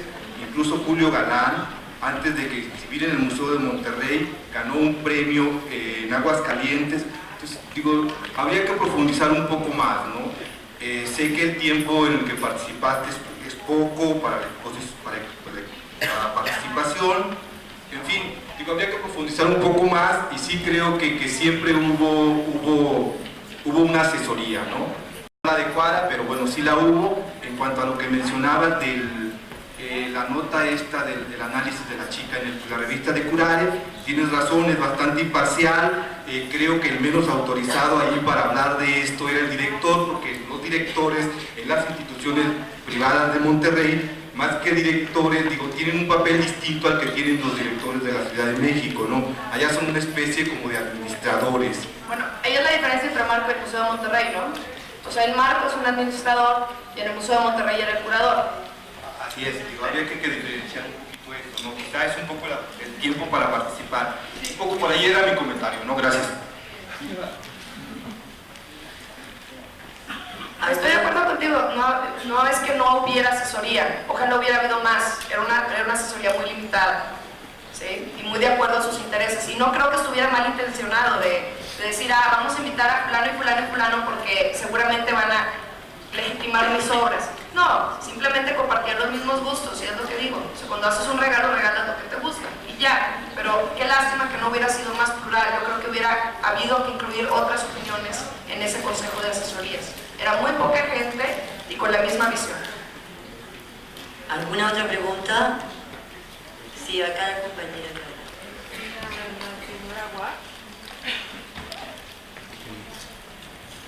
¿Usted piensa que el arte actual debe ser despersonalizado? O sea, la expresión de una persona exclusivamente tendiente a la representación social de una cultura. Como norma general, no, porque en cada uno de estos proyectos el artista se proyecta a sí mismo, no está renunciando. Bueno, un poco en las teorías de la muerte del autor, de Roland Barthes, o la muerte del hombre de Michel Foucault, van en el sentido de que un poco es el autor como el que impone los únicos significados de lectura al texto. Es una figura obsoleta, que lo que importa ya es el texto, la obra, y lo más importante es que la audiencia, el lector, adquiere un papel muy relevante a la hora de decidir el significado de la obra.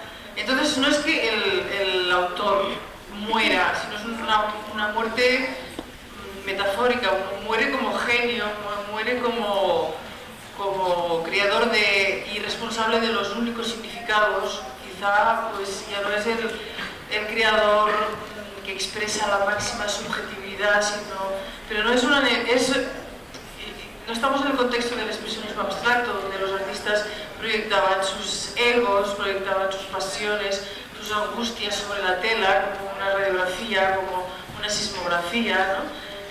El artista se proyecta a sí mismo, pero es a través de otros medios, e implicando mucho más la colectividad, no reduciéndolo todo a una relación obra y autor dentro del sujeto humanista, dentro del concepto de humanista, historia del arte, obra, autor, dentro, digamos, de una máxima prioridad de la subjetividad del artista. No sé si te refieres a eso. Pero el artista no es que se tenga que rechazar su propio yo, es que proyecta su discurso a través de otros canales y con otros instrumentos de trabajo. No sé si me refiero a esto. ¿Alguna otra pregunta? Por aquí a la derecha.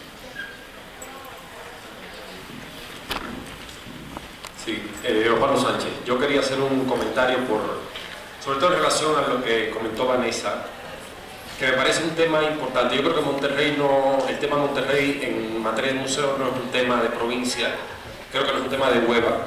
Creo que finalmente tenemos que repensar Monterrey, la experiencia museográfica de Monterrey, porque cuando pensamos en la ineficiencia o en las limitaciones del modelo del Estado mecenas en el área de museos, la alternativa que tenemos es Monterrey, bueno, quitando Centro Cultural Televisa, que también cerró. Los dos modelos del Monterrey creo que nos sirven un poco para repensar cuál es la asociación a futuro entre las instituciones del Estado y la iniciativa privada. Sobre todo creo que nos podría hacer pensar en, primero, pensarnos como sociedad civil. Yo creo que es hora de que pensemos que no es un regalo, porque los impuestos se deducen y los impuestos los pagamos todos. Entonces creo que sería importante nosotros tener primeramente una madurez como sociedad civil crítica que obligue a una iniciativa que se fundamenta en una sección de impuestos a partir de un capital que en efecto es privado, pero de un beneficio que en efecto es público, a tener esta especie de confrontación con una institución crítica pública que nosotros no tenemos y que me imagino que la voluntad de este foro es hacer que sea cada vez más densa y cada vez más presente. Las iniciativas de Monterrey creo que en efecto son iniciativas que miden no solamente el nivel intelectual de nuestro empresariado, que creo que es grave, sino, no, realmente me estoy refiriendo sobre todo a la materia en asunto que es el arte contemporáneo. Es decir, puede ser un empresariado que en efecto, y lo sabemos en Monterrey tenemos que agradecer las colecciones de arte colonial, de artes decorativas y de muchos rubros muy importantes, y de haber hecho del coleccionismo a partir de la energía que sea, energía de protagonismo, de lo que sea, pero sí finalmente una vocación al menos muy importante en el tema del coleccionismo. Es decir, me refiero más que nada al arte contemporáneo. Creo que es sintomático que los únicos proyectos, al menos ambiciosos, en arte contemporáneo en México hayan sido proyectos de iniciativa privada. Y eso vuelve a replantear lo que yo remarcaba antes, que es la relación del Estado con los acervos culturales de la nación. Es decir, cómo finalmente las políticas culturales del Estado mexicano han estado enfocadas en subrayar a México como un patrimonio arqueológico, como un patrimonio colonial, con un pasado indistinto, compacto, del cual tenemos que estar todos realmente muy orgullosos, sin tener que pensarnos como presente, como un reto de articulación con la contemporaneidad y con una imagen de México que en efecto es polémica. Y yo creo que estamos en un momento muy interesante en materia de repensar las instituciones culturales, repensar las alianzas con la iniciativa privada, y creo que eso no lo vamos a hacer bien si no repensamos con el comentario. Me parece que es muy acertado tu comentario. Ojalá alguien se dedicara a investigar eso. Es algo que desde que, ¿te acuerdas que lo dijo Jay Oz una vez en una conferencia? Que, por ejemplo, el cierre del Museo de Monterrey nunca se hubiera dado en Estados Unidos porque hubiera sido ilegal. O sea, yo creo que era lo que iba a desarrollar, pero bueno, corté rápido. Pero yo creo que, o sea, lo más patético de la manifestación afuera del cierre del Museo de Monterrey era que yo sentía que quien debía de protestar era el Estado. O sea, si el Estado permitió a esta empresa deducir impuestos tantos años, ¿por qué permitir que de pronto cierre, no? Entonces, Jay, no es Damián, comentó en su momento que deberían de cobrar los impuestos que se ahorraron esos 20 años para poder cerrar el museo, y explicaba que en Estados Unidos por eso las instituciones no cierran, pues. Por un lado, o sea, la parte restrictiva, yo creo que habría que investigarla, pero también la parte, por comparación a Estados Unidos, también la parte alentadora. O sea, en Estados Unidos hay enormes alientos para que la gente herede y deje dinero a las instituciones, y aquí no, o sea, al contrario, es más bien un castigo por parte del gobierno, y a dónde se fue ese cuadro, y a ver dónde está la factura, y dile al contador que no aparece en tu declaración y que quién sabe qué. Entonces, si donas un cuadro, que es que te va peor que si lo dejas ahí en tu casa. Entonces, o sea, realmente no hay ningún incentivo por parte del gobierno a los particulares para donar algo que les deducen impuestos cuando hacen un gran museo, pero digo, tampoco es así como el gran, digo, podría ser mucho más estimulante, pues, ¿no? Y podría poner también más de su parte, o sea, si ya está un particular poniendo un museo, ¿por qué no pone también dinero? Y tiene razón David, o sea, ha habido colaboraciones estatales, pero yo pienso que aquí el problema es federal, o sea, debería de haber una descentralización. Bien, ¿alguna otra pregunta? Estamos bastante retrasados y les pediría que los comentarios, aunque me da mucha pena pedírselo, fueran como sí, luego para ti. Sí, ya. Bueno, quiero agradecer a Ana María, una nutritiva ponencia teórica muy amena, y es una pregunta breve, por lo del tiempo. En esta nueva propuesta que haces con un nuevo modelo de teórico-cultural, y donde vemos que los principales centros del arte sí tienen esta, bueno, si el país tiene poder económico, bueno, las ciudades como Berlín, Frankfurt, ¿no? Tiene también un mayor contexto que permite el desarrollo del arte, ¿no? Entonces, ¿cómo ves, pasado estos sucesos del 11 de septiembre y los que se han venido desencadenando, el contraste del arte occidental con lo que podríamos en determinado momento denominar arte oriental? ¿Y qué es lo que, bueno, podríamos englobar en arte oriental el arte japonés, que realmente se ha occidentalizado muchísimo, o solamente el arte de aquellas culturas que, por ejemplo, el arte africano en Europa se convierte más en una especie de artesanía, de moda o incluso de folclore, muy extraño? Entonces, ¿cómo verías estos contrastes en el arte actual?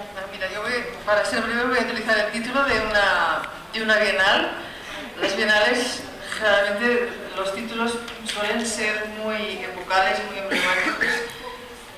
Y voy a hablar ahora de la Bienal de Lyon del año 2000, y se llamaba Partage de exotisme, y un poco el lema era: todos somos exóticos a la mirada del otro. Se acabó el exotismo, se acabó yo creo que estamos en uno de los hechos positivos de esta sociedad global es un poco que, a pesar de que seguirán existiendo los centros de poder económico y que desgraciadamente los más poderosos, los más ricos seguirán siendo más ricos y los más pobres quizá seguirán siendo más pobres, pero desde el punto de vista cultural quizás se ha producido una especie de ruptura de estas miradas etnocéntricas hacia el exótico. Un poco todos, la idea de que todos somos exóticos depende de la mirada del otro, a la mirada del otro, es decir, que tanto exótico soy yo para un chino como para mí es exótico, puede ser exótico un personaje de Indonesia. Pero un poco esta ruptura de fronteras, yo creo que estamos, sobre todo desde el plano cultural, no tanto desde el plano económico, estamos, pero el plano cultural es el nuestro, es el que trabajamos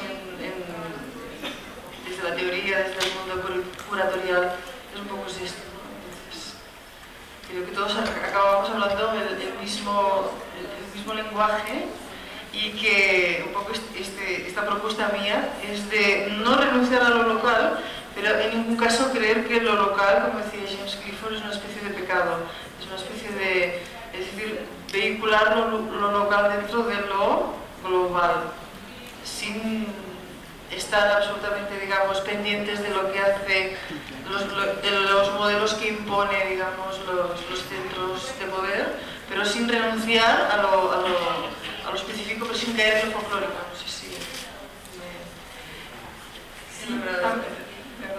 También para Ana María Walsh, felicidades por su estupenda ponencia, sumamente académica, muy seria.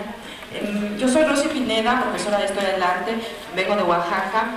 Hemos estado, junto con Alejandro Pintado, trabajando en un seminario de arte contemporáneo. Hemos trabajado mucho con tu libro, el de la dona, así le hemos puesto. Sí.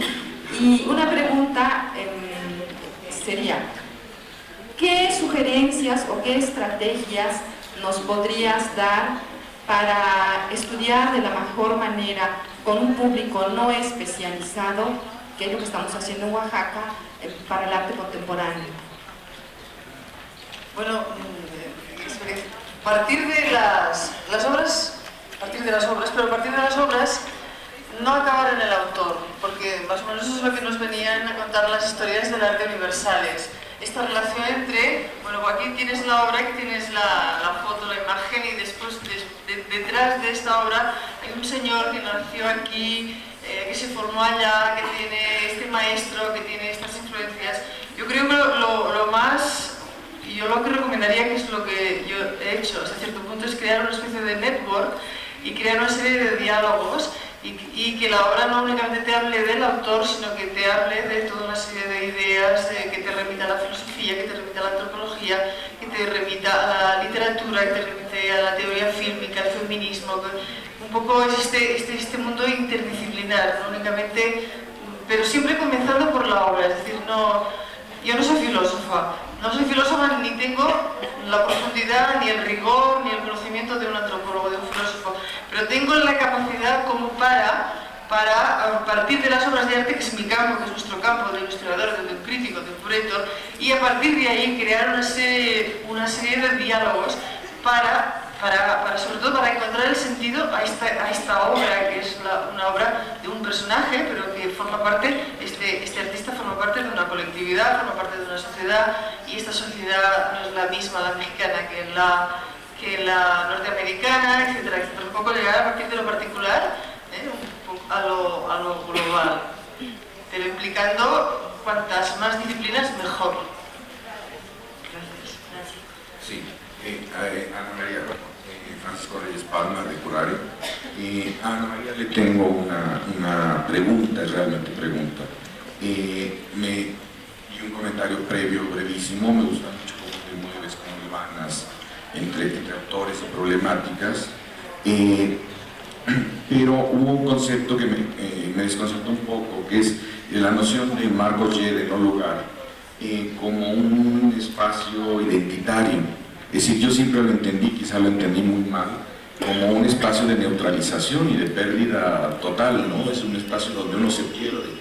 Mi pregunta va directamente, es decir, ¿no es un término mucho más fértil el de heterotopía, justamente propuesto por Foucault, y con este amor a Foucault, es decir, desde ahí abrirte a otra posibilidad de todo un potencial liberador, que quizá el no lugar, es decir, estos no espacios, no lugares, no te dan en términos y mucho menos de identidad? Sí, es una excelente sugerencia. Sobre todo, lo que se refiere Marcos es que no es un lugar sociológico, no es un lugar como metafórico, un poco es un lugar de comunicación, es un lugar de diálogo, es más bien un concepto, claro, metafórico, porque no es la utopía, no es el no lugar de la utopía, sino que es un lugar que existe, pero que es un lugar que no es sociología pura, sino que es como un lugar virtual, donde se genera el contacto, el encuentro, la comunicación, y donde se puede fomentar la crítica. Y en definitiva, yo creo que es un concepto no sociológico, más bien no es lugar en realidad, no es una utopía, y es un lugar metafórico de comunicación, es un lugar de comunicación donde la gente pues, puede dialogar a partir de unos determinados hechos, como estos no lugares de... Porque a mí lo que realmente me impresionó fue un ensayo de Marcos G. hablando de Antonio Muntadas y planteando toda su serie On Translation como un excelente exponente del no lugar. Entonces, son lugares reales, pero no nos hacen un récord sociológico de Helsinki o de Rotterdam, no nos hacen una especie de estadística de lo que ocurre allí, ¿no? Pero nos incitan a la reflexión y nos hacen a ponernos en contacto y reflexionar sobre una serie de hechos, quizá. Pero bueno, el concepto de heterotopía es un concepto excelente y lo voy a aportar, lo voy a incorporar a mi discurso. Muchas gracias. Bien, aquí la compañera vamos a tomar esta pregunta y haríamos un break de unos 10 minutos, porque además tenemos 2 ponencias más para terminar la sesión. Bueno, en relación a estos no lugares que estaba comentando el maestro Reyes Palma, David Pérez los relaciona con lo que ha pasado a suplir las plazas públicas o los zócalos en las que se llevaba a cabo el mercado, se convivía, eran las actividades, por ejemplo, del carnaval, y que hoy día son los aeropuertos, son las plazas comerciales, son todos los sitios en los que los hoteles, digamos, que tienen la misma fisonomía o que digamos que no tienen una caracterología propia y que los identifique, y que en estos lugares no hay puntos de referencia en los que uno pueda sentirse parte de la cultura, sino que digamos que esto es a partir de toda la arquitectura de Venturi y de, digamos, de quitarle toda esta fisonomía identitaria, vaya, y que ahora son los sitios en los que se desarrollan las relaciones humanas de interacción, pero que son carentes de puntos de identidad o de íconos o de elementos a partir de los que tú puedas sentirte parte de ellos y asumirte como parte de un grupo cultural. Eso lo quería comentar en relación a lo que estaba comentando el maestro Reyes Palma. Y muchísimas gracias por la ponencia y por tus libros. Bien, los esperamos en 15 minutos y agradecemos.